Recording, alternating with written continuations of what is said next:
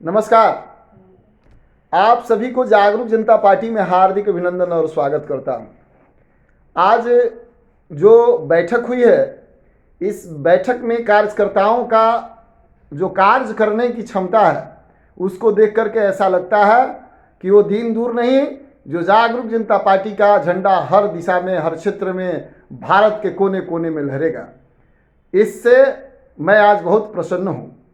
मैं आप सबको बताना चाहता हूं कि जो भारत सरकार की वर्तमान में नीति है, इस नीति पर अभी जो भी विपक्ष की पार्टियां हैं उस पर विरोध नहीं कर पा रही हैं। इन लोगों का दिमाग आज भी वहीं पर है, जातिगत भावना से ग्रसित हैं लोग। ये लोग किसी तरीके से सत्ता का सुख प्राप्त करना चाहते हैं, गद्दी को पाना चाहते हैं। जनता की जो हक है, जो जनता की समस्या है, इस समस्या का समाधान करने के लिए राजनीतिक पार्टियां विशेष ध्यान नहीं दे रही है।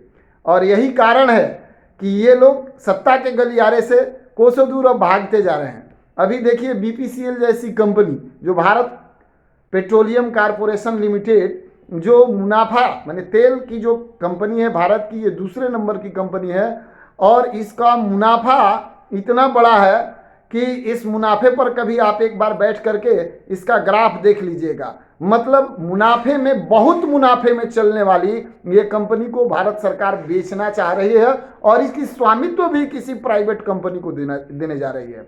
इस पर जो राष्ट्र की संपत्ति है, इस राष्ट्र की संपत्ति को निजी क्षेत्र के व्यवसायियों के हाथ में देना और दे करके ये कहना कि उससे आने वाला पैसा मुनाफा है, तो ये समझ जाइए कि इस देश की जनता के साथ धोखा है या इस देश के जनता के साथ न्याय है।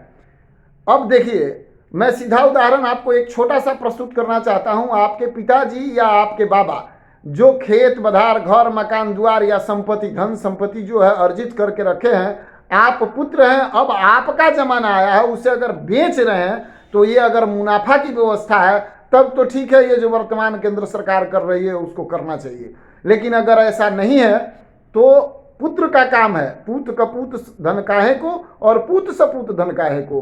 तो इस पुत्र का अगर सपूत पुत्र है तो धन में वृद्धि करेगा, और कपूत पुत्र है तो ये शास्त्र में वर्णित है, ये कहा गया है, ये शास्त्र में वर्णित है, ये कहा गया है कि कपूत पुत्र अगर हो गया तो जो संपत्ति है उसको बेच देगा। आज वर्तमान में भारत सरकार के जो नेतृत्व करने वाले हैं उनके साथ स्थिति यही है। आपको फैसला करना है। जागरूक जनता पार्टी गांव गांव, घर घर जा करके अपने आर्थिक आज़ादी मिशन को बताएगी, समझाएगी। और अभी वोट लेने देने का समय नहीं है। सही को सही और गलत को गलत कहने के लिए मैं आपको आमंत्रित करता हूं। आपके बीच में आऊँगा, हमारे कार्यकर्ता जाएंगे। आप सब मदद करिए और आप जागरूक जनता पार्टी के साथ स्वयं जुड़िए और जुड़ करके पद प्रतिष्ठा लीजिए। आर्थिक आज़ादी स्वतंत्रता सेनानी के रूप में